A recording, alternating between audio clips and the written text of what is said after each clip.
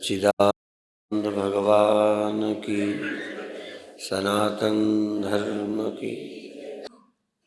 आनंद सबको चाहिए, पर आनंद जिससे लेते हैं उस माध्यम पर विचार करना चाहिए। क्योंकि हम आनंद भी चाहते हैं, किंतु आनंद को गंवाना नहीं चाहते। दूसरा, आनंद के बाद में पश्चाताप और दुख नहीं चाहते। जिस सुख या आनंद, यो तो आध्यात्मिक लोग सुख और आनंद को अलग अलग कर देते हैं, पर हम अभी शब्द जाल में नहीं फंसाते। इतना ही कहेंगे, सुख और आनंद में फर्क इतना ही है कि जो हम किसी माध्यम से लेते हैं, माध्यम के न रहने पर सुख खो जाता है। जो बिना माध्यम का है वो खोता नहीं है। दूसरा, सुख जिसके परिणाम में दुख मिलता है। भगवान श्री कृष्ण ने ये कहा, ये ही संस्पर्शजा भोगा दुख एव न एवते। जो भी किसी के संस्पर्श से, मिलने से, चाहे शब्द, चाहे रूप, चाहे रस, चाहे गंध, जो मुझे टच करने से, छूने से, देखने से, सुनने से, क्योंकि वो कान से टच करता है, एक आंख से टच करता है, एक त्वचा से छूता है, कोई ना कोई चीज मेरे मन को छू लेती है, वो हमें सुख देने लगती। उससे जो मिला हुआ सुख है, भगवान कृष्ण कहते हैं दुख यो न एवते। जिससे पैदा होते हैं उसको योनि बोलते हैं। तो जो सुख संस्पर्श से मिलता है वो दुख को पैदा ही करता है, भले समझ में देर में आवे।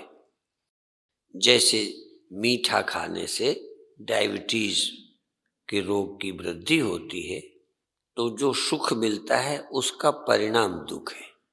ज्यादा खा लेने से रोग हो जाता है। गलत काम करने से बाद में परिणाम में दुख मिलता है। सुख तो चाहिए। कल हम थे जिस घर पे ठहरे हैं, वहां चर्चा चली कि संसार में एक दूसरे के विपरीत जो चीजें हैं, सुख दुख, हानि लाभ, और जो हमको बहुत जरूरी है उसी से हम दुख पाते हैं। खाना अच्छा लगता है, खाना आवश्यक है, और हम ज्यादातर खा के ही बीमार हैं। तो कल उस घर पर हमने चर्चा की कि इतना भूखे लोग नहीं मरे। कितना गरीब मुल्क है, जीव जंतु हैं, ना खा के उतने नहीं मरे जितने खा के मरे। दुख से हम उतने दुखी नहीं हुए जितना हमें सुख ने दुख दिया है, पर ये समझ में आता नहीं है। हम सब दो विरोधों में फंसे हुए हैं। एक तरफ हमारे को जो जीवन मिला है, शरीर, इंद्रियां, ये सब नष्ट होने वाली मिली है। मलेरकोटला वालों का तो देह अविनाशी है, क्योंकि मलेरकोटला एक विशेष शहर है, तो कोई तो विशेषता होनी चाहिए। तो किसी को भी शरीर अविनाशी नहीं मिला, और इच्छा हमको बिना संग कुसंग के जीने की मिल गई है कि हम जिएं। जीने की इच्छा मिल दी और मरने वाला देह दे दिया। सुख पाने की, सुखी रहने की इच्छा दे दी और सुख का अभाव हो जाता है। हम जहां खड़े हैं वहां दो विपरीत हैं, जीने की इच्छा और मौत साथ साथ, सुखी रहने की इच्छा और दुख साथ साथ। संयोग बना रहे और वियोग पल पल पर, एक तरफ विवाह, एक तरफ तलाक। तो बहुत साधन है। विवाह भी सुख का साधन है, भोजन भी सुख का साधन है, मित्र और मिलन भी सुख का साधन है, पर इन सब सुखों का अंत है। और हम अनंत सुख चाहते हैं, अनंत जीवन चाहते हैं और अनंत हो जाना चाहते हैं। हम अभी मलेरकोटला के हैं, एक घर मेरा है। हम विस्तार चाहते हैं, एक राष्ट्र दूसरे राष्ट्र को खा जाना चाहता है, एक जाति दूसरे जाति को, एक मजहब दूसरे मजहब को, एक पति पत्नी को, पत्नी पति को। अपने सुखी रहने के लिए दूसरे के दुख की परवाह नहीं करता। ये मत समझना कि आप परवाह नहीं करते, करते हो। पत्नी की परवाह करते हो, पति की परवाह करते हो, मुझे मालूम है। लेकिन कब तक करते हो? जब तक उससे सुख मिलता है। जो दुख देने लगता है उसको फिर हम छोड़ देते हैं। नौकर को छोड़ देते हैं, गाड़ी छोड़ देते हैं, घर छोड़ देते हैं, पत्नी पति बेटे बाप को छोड़ देते हैं। हम सबको अपने सुख के लिए चाहते हैं। इसको उपनिषदों ने कहा है कि पति को पत्नी पति के लिए प्यार नहीं करती, अपने सुखी रहने के लिए प्यार करती। और इस सत्य को करोड़ों करोड़ों में कोई कोई समझता है। पति पत्नी को सुख के लिए प्यार करता है। जो सुख में बाधा बनता है वो मित्र शत्रु हो जाता है, पत्नी शत्रु हो जाती है। तुम्हें दुख देने वाला गुरु शत्रु हो जाता है।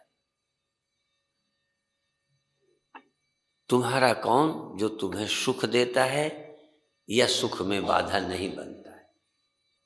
भगवान कृष्ण का ये सूत्र याद रखने लायक है कि जो तुमको किसी के मिलने से मिलता है सुख, वो दुख को पैदा ही करेगा, उससे दुख का जन्म होगा। सुख के पेट में दुख पैदा हो जाता है। एक बार एक लड़की 7 वर्ष की थी, उसके पेट में कुछ तकलीफ हुई। जब जांच की गई तो उसके पेट में बच्चा था। तुम सोचे होगे कि 7 वर्ष की लड़की को हो गया, ऐसा नहीं है। जब वो किसी के पेट में थी तो जैसे कई बार 2 बच्चे अलग अलग भी हो जाते हैं, 2 बच्चे चिपके हुए भी हो जाते हैं, ऐसे ही बच्चे के भीतर भी बच्चा बन सकता है। कभी पपीते के अंदर पपीता देखा है? मैंने तो बहुत देखा है। पपीता फाड़ते हैं तो छोटा उसके अंदर पपीता निकल आता है। उसमें स्किन वगैरह नहीं होती, छोटा। उस जैसे बाहर होता तो 2 हो जाते, भीतर है इसलिए वो बढ़ नहीं सका, पर फिर भी पपीता होता है। तो जब बच्ची पेट में जन्म ले रही थी उसी समय 2 जन्मे, लेकिन अलग अलग नहीं, जुड़वा नहीं, उसके भीतर बन गया। वो धीरे धीरे थोड़ा बढ़ा। जब तकलीफ हुई तो ऑपरेशन से पता चला इसके भीतर बच्चा है। वो इस जन्म का नहीं है, कोई वैसे कर्म नहीं किए कि अब हो जाए, वो तो पेट में ही हो गया। तो जैसे उस बच्ची के भीतर बच्चा, ऐसे ही आपके सुख के पेट में दुख है। सुख के पेट में दुख पनपना शुरू हो जाता है। बहुत कम लोग जानते हैं सुख भोगते समय लगता ही नहीं कि ये दुख को जन्म देगा, पाप करते लगता ही नहीं है कि ये हमारे लिए दुख बन जाएगा। बहुत कम लोग हैं जो जैसे विज्ञान इस सृष्टि में बहुत छिपे हुए सत्यों को खोजता है, ऐसे ही अध्यात्म उस गहराई को देता है जो जीवन में दुख पैदा करता है, समझाता है। खैर, भूमिका में समय न निकल जाए। सुख हम सबको चाहिए, कुशलता यह है कि कौन सा सुख लें कौन ना लें।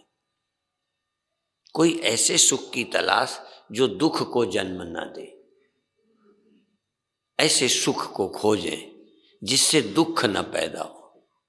और ऐसा आत्म सुख ही है, आत्मानंद ही है, प्रभु भक्ति का सुख जो दुख नहीं देगा। जिसमें भी शरीर और पदार्थ चाहिए वो हमें अभी भी दुख देंगे और बल्कि शरीर पाने की अभिलाषा दे देंगे। जैसे शरीर के द्वारा सुख मिलेगा तो शरीर चाहिए, जवानी से सुख मिलने के लिए जवानी चाहिए, टिकाना। तो जो शरीर का सुख लेते हैं उन्हें बार बार शरीर चाहिए। ये बार बार शरीर क्यों मिलता है? सुखी होने के लिए। और जब जब शरीर पाते हैं तो शरीर से सुख ही नहीं मिलता, दुख भी मिलते हैं। अच्छा, कोई ऐसा जन्म हो सकता है जिसमें मौत ना हो? और जन्म से तुम्हें जीवन मिलता है। जन्म से तुम्हें क्या मिला? जन्म के कारण तो लगता है जीवित हैं, तो जन्म से मिला जीवन। अजीवन मिलने से मौत नहीं मिलती। निष्पक्ष सोचिए कि बिना जन्मे मौत मिल सकती है क्या? और बिना जन्मे तुम्हें जीवन का पता है क्या? बिना जन्मे जीवन नहीं, और बिना जन्मे जीवन नहीं तो बिना जीवन के मौत नहीं। एक आदमी बताओ जो जन्मा ना हो मर गया हो, जन्मा ना हो मरने का दुख हुआ हो, बिना जीने के चस्के से मौत का अनुभव हुआ हो। और जीने का चस्का बार बार जीवन देता है और बार बार मौत देता है। पुनरपि जननम पुनरपि मरणम पुनरपि जननी जठरे शयनम। गरीब हो तो, बीमार हो तो, बूढ़े हो तो, राग द्वेष लड़ाई झगड़ा है तो जन्मने से। बिना जन्मे एक दुख का नाम ले दो। आजकल ये मैं बहुत दोहराता हूं कि मैं फिर आपका चेला बनूंगा। पहले भी लोगों ने कहा है, तुलसीदास ने भी चुनौती की। ज्ञान कहे अज्ञान बिन, तम बिन कहे प्रकाश, निर्गुण कहे सगुण बिन, सो गुरु तुलसीदास। तुलसीदास कहते हैं वो मेरा गुरु है जो बिना अज्ञान के ज्ञान की बात कर ले। अज्ञान जरा भी न हो ज्ञान है, बिना अंधेरे के प्रकाश, बिना सगुण के निर्गुण की कथा। जिसने कथा सुनाई, जो कथा सुनाते हैं, जो सुनते हैं निर्गुण की, वो बिना सगुण के। यह तुम निर्गुण का अनुभव करोगे समाधि में, कब? जब शरीर होगा। कथा निर्गुण की, करने वाले सगुण। कथा निराकार की, पर आकार वाले कर रहे हैं। तुलसीदास ने कहा तुम सगुण की कथा, सगुण को छोड़कर निर्गुण की कथा करो तो तुम मेरे गुरु। तो बिना जन्मे एक दुख की बात बता दो। और जन्मना तुम्हें अच्छा लगता है तो मरना स्वीकार करो। सुख स्वीकार है तो दुख स्वीकार करो, या तो छुट्टी ले लो। जन्म से छुट्टी ले लो तो मरण से होगी। इसलिए मुक्ति का क्या मतलब है कि तुम जन्मो नहीं तो नहीं मरोगे। तुम जन्म लेते रहो मरना न हो, या जन्मो तुम और मरे अजन्मा। तुम जन्मो और अजन्मा मरे, तुम भोगो और रोगी दूसरा हो जाए, तुम सुख भोगो दुख औरों को हो, ऐसा नहीं हो सकता। जो जन्मते हैं वो मरते हैं, और जो मरते हैं पसंद नहीं है मरना, तो मरते हैं तो फिर जन्म लेते हैं, क्योंकि जीना चाहते हुए मर गए। इस जिंदगी का मोह नहीं गया। जिजीविसा सबसे बड़ा रोग है, जिजीविसा, जीने की इच्छा। बस एक तुम्हारे अंदर हो जिजीविसा, बाकी दुख आप ही आ जाएंगे। जीने की इच्छा तुम्हें शरीर दे देगी, बाकी अपने आप आ जाएगा। एक दिन अभी शिविर में मैंने कथा सुनाई कि किसी एक आदमी ने कुत्ते को मारा, घर के अंदर आ गया बेचारा। अब भूख में कुत्ता तो कहीं खाएगा, क्या जाए, यहां वहां वहां। दरवाजे दरवाजे भटकने को उदाहरण में देते हैं कुत्ते की तरह। दो चीजों में कुत्ते को बोलते हैं, कामुकता के लिए फरता है, भड़भड़ाता कामी कुत्ता, और दूसरा पेट की भूख बुझाने के लिए कुत्ता दर बदर जाता है। मेरे गुरुदेव के समय कीर्तन गाया जाता था, सतगुरु ने अलग लखाया है, सतगुरु ने।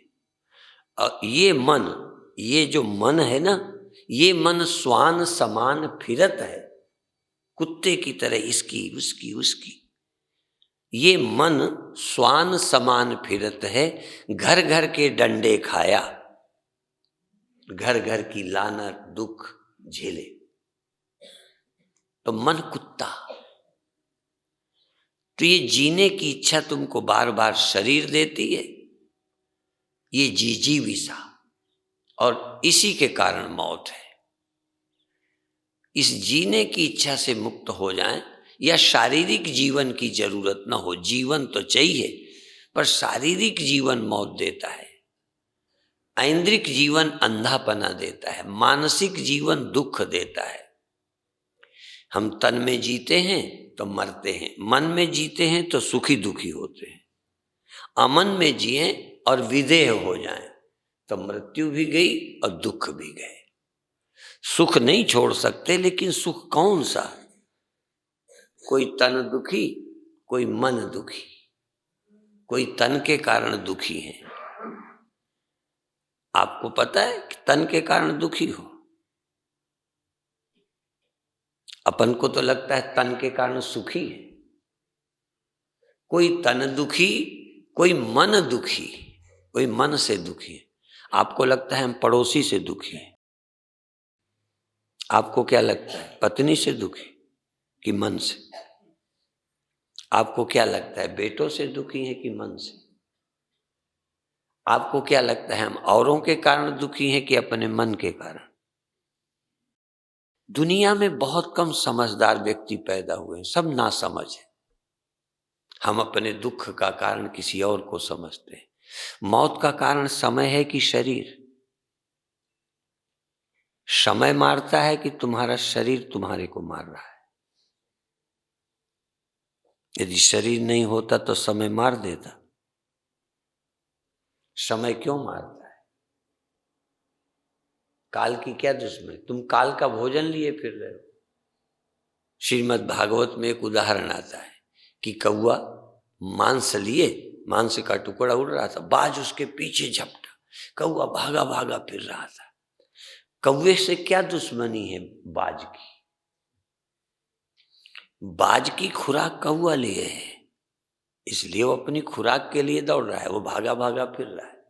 उसके पंजों से मांस छूट गया, बाज उस मांस में चला गया, कौआ बच गया।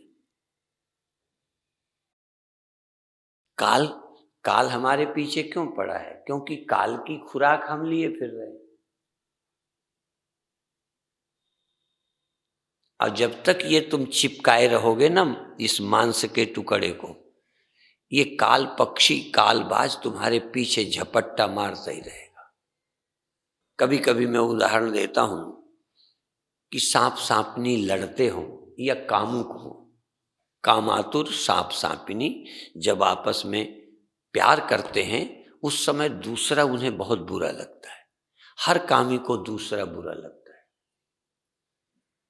पर सभ्य भाषा में लोग कहते हैं जब सांप सांपिनी लड़ते हैं, लड़ते नहीं है, जब प्यार करते हैं उस समय कोई आ जाए तो उसके पीछे क्रोधातुर होकर उसके पीछे दौड़ते हैं खा लेने के लिए। मेरे इस आनंद में ये बाधा बना, खींचते हैं, क्रोध में आ जाते हैं। वैसे सांप बड़ा खतरनाक होता है, चिड़चिड़ा होता है, उस समय तो कहने क्या है। एक हमारे यहाँ सांड मरकहा हो गया, मारने लगा, सिर्फ इसलिए कि उसको एक दो बार उससे रोका गया। इसलिए कामात क्रोधो भी जाए, काम से क्रोध पैदा होता है। कामी आदमी क्रोधी हो ही जाता है, चिड़चिड़ा हो जाता है, समझता है लोग बुरे हैं जबकि तेरा काम बुरा है। तो सांप सांपिनी प्यार कर रहे थे, कोई निकला तो गुस्सा होकर दोनों दौड़ पड़े। वो आदमी भागा, सांप पीछे पड़ गए। उसने कपड़ा उतार कर फेंक दिया, क्योंकि वो कपड़े की शक्ल ही ज्यादा देख पाया, आदमी तो कम देखा। बहुत आदमी हैं जो ऊपर का ही देखते हैं, बॉडी देखते हैं, कपड़े देखते हैं। तुम्हारी आत्मा को कौन देखता है? तो उसने कपड़ा उतार कर फेंक दिया। हमने भी सुना है कि यदि सांपिनी गुस्सा हो जाए, काटने को दौड़े, तो कोई सामान फेंक दो, तो क्रोध में वो सामान और व्यक्ति का भेद नहीं जानता, वो उसी कपड़े से भिड़ जाता है, तब तक आदमी बच जाता है। ये काल हमारे शरीर के पीछे पड़ा है, काल खाए जा रहा है। यदि बचना है तो शरीर छोड़ दो, यदि मरने से बचना है तो शरीर छोड़ दो, दुख से बचना है तो मन छोड़ दो, अमन हो जाओ। ये अमन सिंह, अमन जोत, अमन नंगर, अमनी भाव, योग में अमनी भाव है। ये तुम बिना मन के रहना सीख लो, दुख तुम्हारे दरवाजे नहीं आएगा, द्वार नहीं खटखटाएगा। तो अब हम अमन होने के लिए चलेंगे, लेकिन पहले दिन अमन नहीं होंगे, पहले हम समन होंगे, मन सहित समन, फिर आमन। पहले हम थोड़ा ध्यान करेंगे और कोशिश करेंगे कि अभी तक इन आँखों से देखते रहे, इन कानों से सुनते रहे, इन हाथों से कुछ करते रहे। अभी हम ध्यान के हाथों से, ध्यान की आँखों से, ध्यान के कानों से सुनेंगे। जैसे स्वप्नों में, स्वप्नों में तो ये आँखें सोई होती हैं, फिर भी आप देखते हो। ये बॉडी पड़ी होती है, शरीर पड़ा होता है, फिर भी आपके पास शरीर होता है नहीं स्वप्न में शरीर? बोलो। वो स्वनिर्मित, वासना निर्मित। ये मत समझो ईश्वर ही संसार बनाता है। गहरे लोग तो ये कहते हैं मन ही ईश्वर है। आप अभी नहीं समझते, मन ईश्वर है। इसीलिए कई लोगों ने कहा है 4 नाम, मन, माया, प्रकृति, जगत। 4 नाम, एक रूप। मन ही जगत है, मन ही माया है, मन ही प्रकृति है, मन ही ईश्वर है। पर मन और ईश्वर में थोड़ा फर्क है। जब पैदा हो जाता है तब इसका नाम मन है, पैदा होने के पहले इसी का नाम ईश्वर है। ये सुषुप्ति में सोया मन ही पैदा होकर ईश्वर और फिर दुनिया बनाता है। अब देखो, वही मन जागृत में उतनी सृष्टि नहीं करता जितनी स्वप्न में कर लेता है। जब ये मन सृष्टि रहित होता है, ये खुद सृष्टि बना लेता है। ये सृष्टि से रहित होना काफी नहीं है, सृष्टि की इच्छा से रहित होना। इसलिए ममता तू न गई मेरे मन से, तृष्णा नहीं जाती, ममता नहीं जाती। तृष्णा रहित तो मन मर जाएगा। तृष्णा रहे तो चीज न रहे तो तृष्णा फिर शरीर को, दुनिया को खड़ी कर लेती है। वासना तृष्णा बनी रहती है, शरीर छूट जाता है। कबीर साहब ने कहा या नानक देव ने कहा, मुझे नहीं मालूम, पर कई ने कहा है, तृष्णा तू न गई मेरे मन से। तृष्णा तू मेरे मन से नहीं गई। आंखें चली गई, दांत चले गए, जवानी चली गई, तृष्णा नहीं गई। सब चला जाता है। ममता तू न गई मेरे मन से, ममता नहीं गई। तो कबीर साहब क्या कहते हैं, मन मरे माया मरे, मर मर जात शरीर, आशा तृष्णा ना मरे, कह गए। हाँ, कबीर साहब कहते हैं, कह गए कि मन मर जाता है, माया मर जाती है, शरीर मर जाते हैं, पर कहीं ना कहीं आशा नहीं मरती। वो सोई पड़ी है। आशा के दो रूप, या तो नींद में सो गई या जग गई। जग गई तो काम, तो आपका कुछ आशा जो है नींद में, मृत्यु हो जाती है, आशा रहती है शरीर पाने की, वो शरीर में ले आती है। इसलिए शरीर नहीं मारना, मर मर जात शरीर। शरीर किसका बचता है, सबका मरता है। जो नहीं मरती, जिसको समय नहीं मारता, फिर बताएं, किसी को समय नहीं छोड़ता, समय दो को नहीं मारता, अज्ञान को और वासना को, तृष्णा को, ये समय नहीं मार पाता। समय नहीं मारता, नहीं तो काल ही मुक्ति दे देता। ये तृष्णा मारनी पड़ती है, तृष्णा मारनी। शरीर क्या मारना, वो तो मर जाएगा।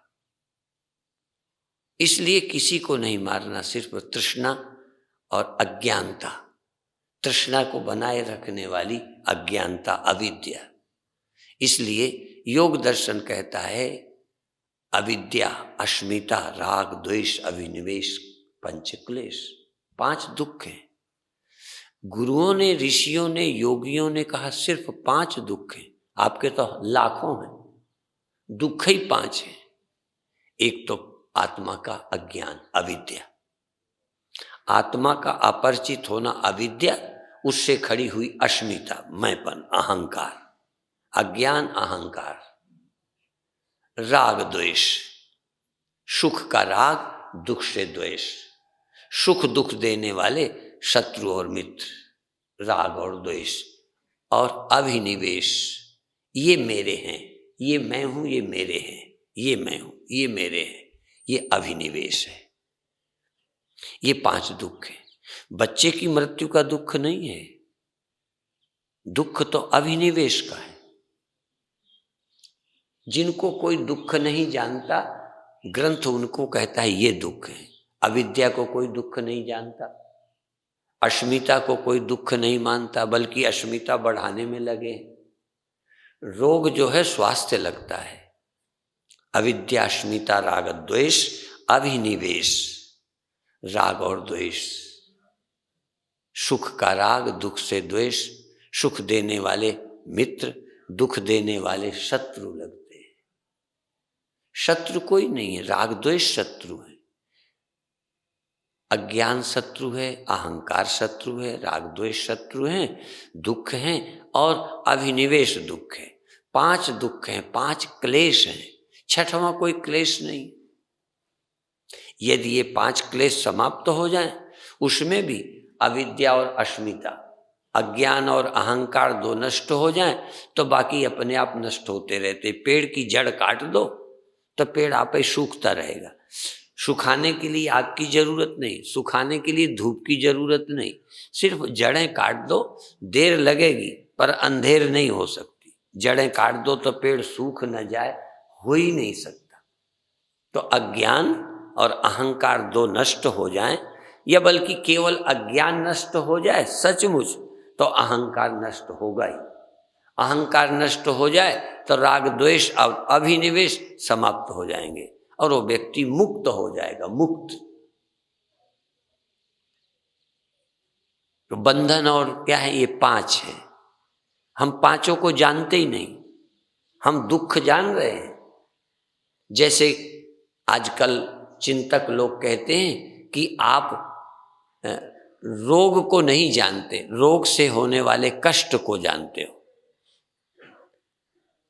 आपको जो दुख है वो दुख को परिचित हो। दुख मूल जो है, रोग क्या है, रोग से होने वाली सूचनाएं, सिर दर्द रोग नहीं है। नेचुरोपैथी वाले, योग वालों से पूछना, सिर दर्द कोई रोग नहीं है। रोग के कारण सिर दर्द है। रोग नहीं पता चलता, रोग से सूचनाएं, दर्द का पता चलता है, सिर दर्द का, शरीर का, पेट का, दाढ़ का, दर्द का पता चलता है। लेकिन दर्द रोग नहीं है, रोग के कारण दर्द है। तो दुख स्वयं रोग नहीं है। अविद्या, अस्मिता, राग, द्वेष, ये दुख हैं। इनके कारण तुमको दुख मालूम पड़ता है। जो मालूम पड़ता है उसे तुम जानते हो, जिसके कारण ये मालूम पड़ता है उससे परिचित नहीं हो।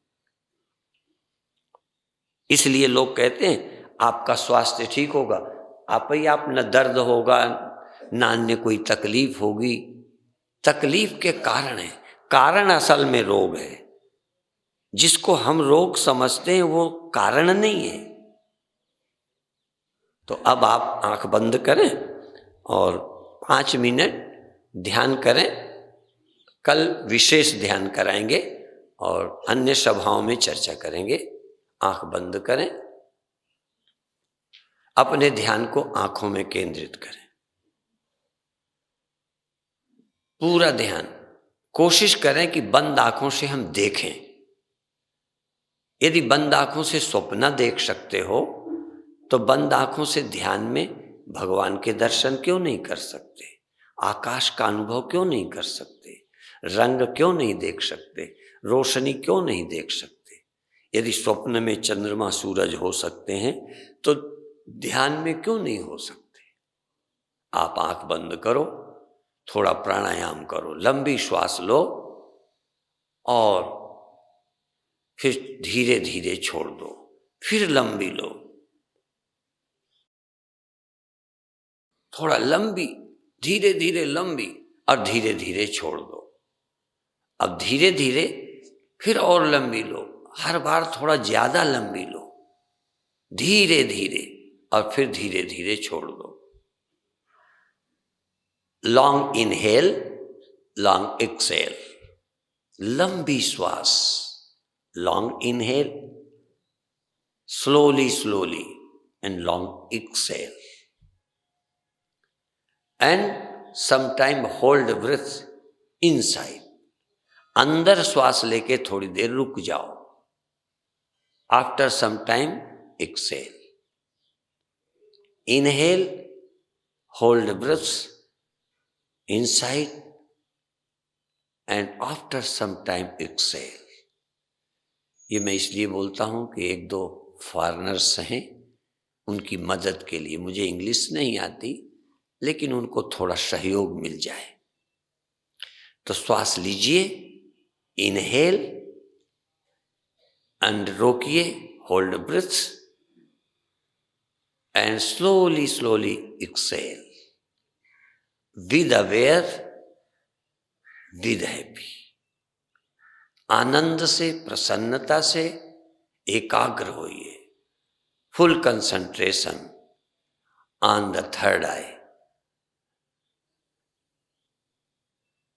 तीसरी आंख से देखिए। स्वप्न इन आंखों से नहीं दिखते, वो दूसरी आंख होती है। तीसरी आंख लोग जानते नहीं।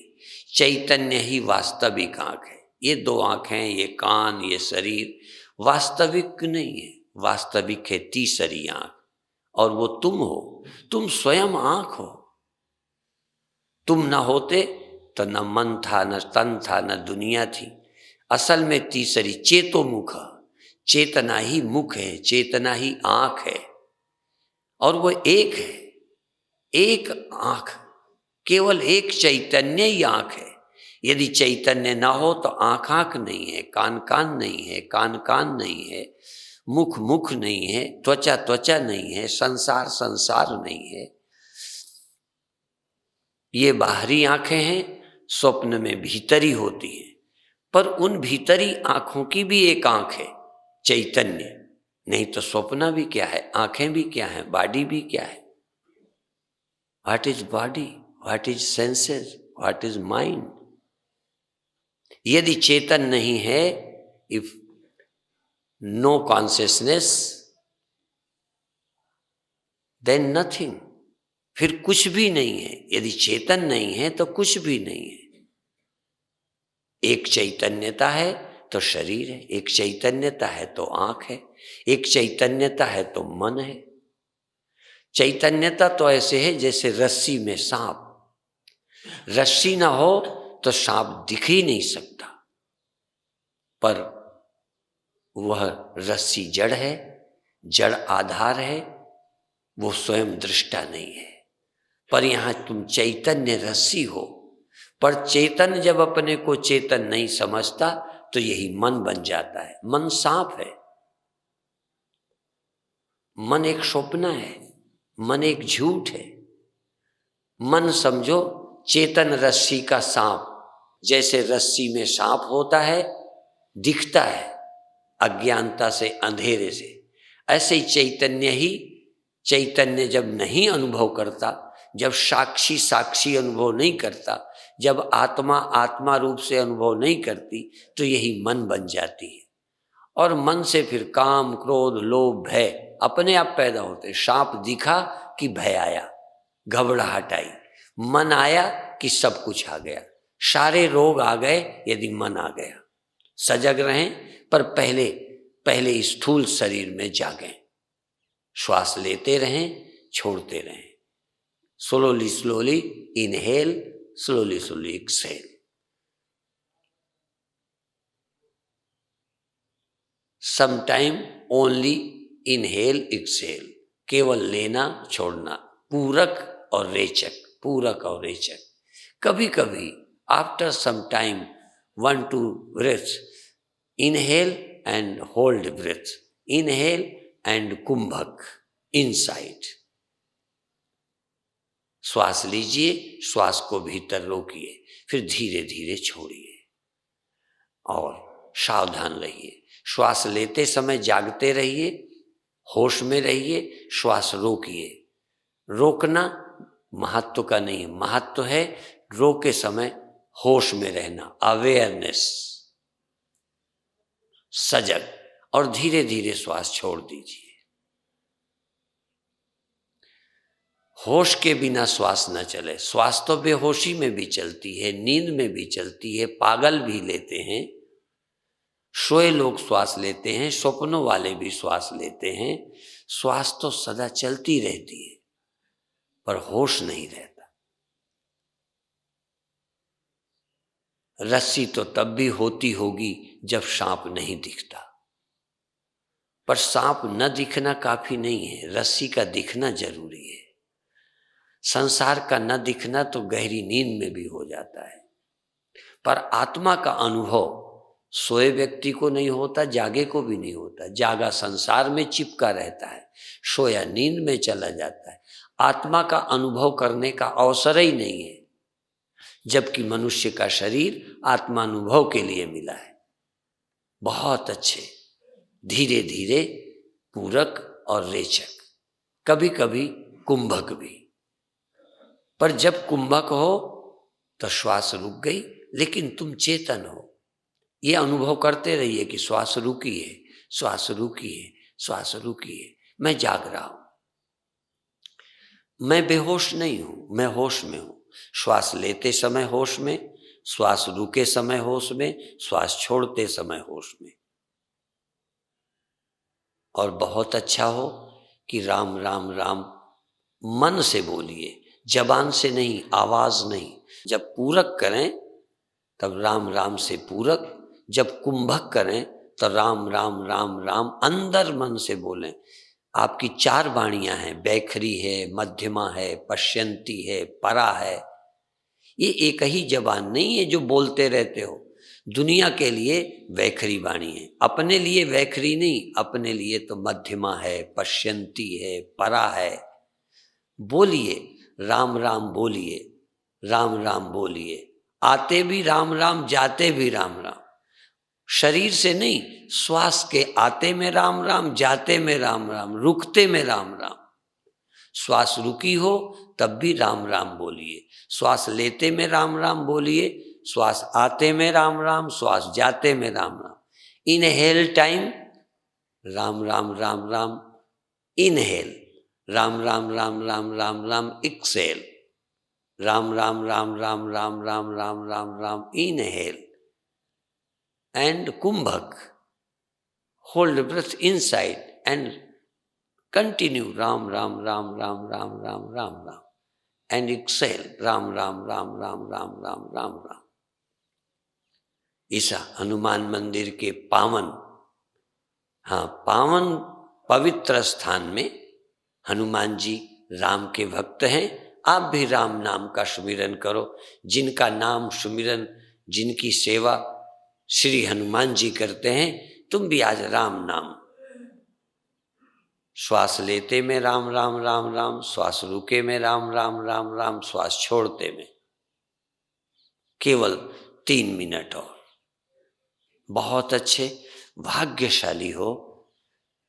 इस समय शरीर से राम नाम नहीं ले रहे, इस समय केवल हम वाणी से नहीं ले रहे, हाथ से नहीं माला जप रहे, लेकिन अंदर एक माला है, श्वास निरंजन माला घट में फिरे दिन रात। इस शरीर में निरंजन माला दिन रात चलती है, श्वास के आते में, श्वास के जाते में, श्वास के रुकते में निरंजन माला है। सुमेर, सुमेर है अंदर।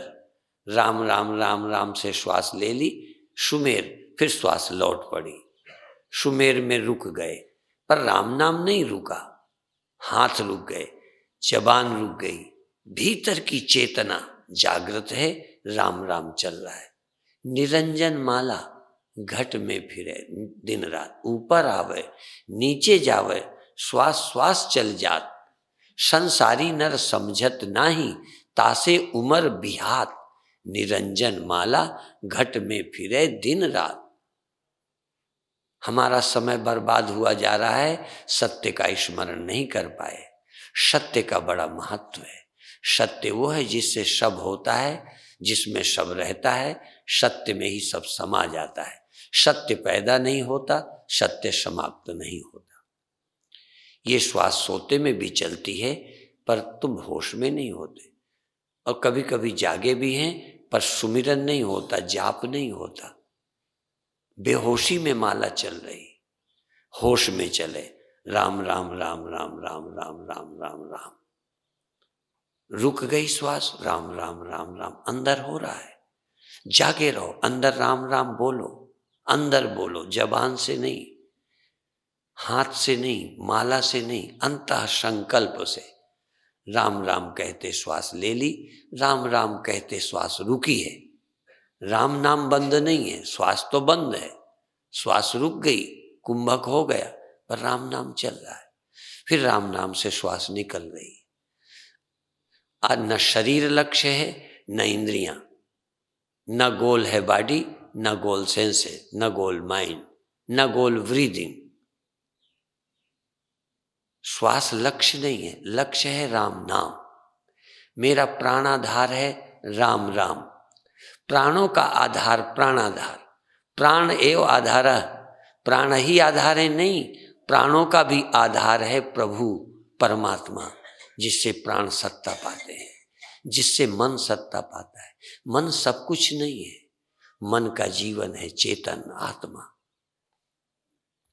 ये उसी से जन्मा, उसी को ढाक लेता है। वेदांत कहते हैं स्वाश्रय स्वविषय। मन उसी से पैदा होकर उसी को ढाक लेता है। घड़ा मिट्टी से पैदा होकर मिट्टी को छिपा देता है, घड़ा अपने को दिखा देता है, मिट्टी अपने अंदर छिपा लेता है। गहना बन जाता है, सोना छिप जाता है, लहर बन जाती है, जल छिप जाता है। ये मन पैदा होकर मुझसे मुझी को छिपा देता है, ढाक देता है। मेरी असलियत का पता नहीं चलता। इसलिए सुमिरो सुमिर सुमिर सुख पाओ, कल कलेश तन माहि मिटाओ, और कास्ट तेरे किते न काम, मिल सासंग भज केवल नाम।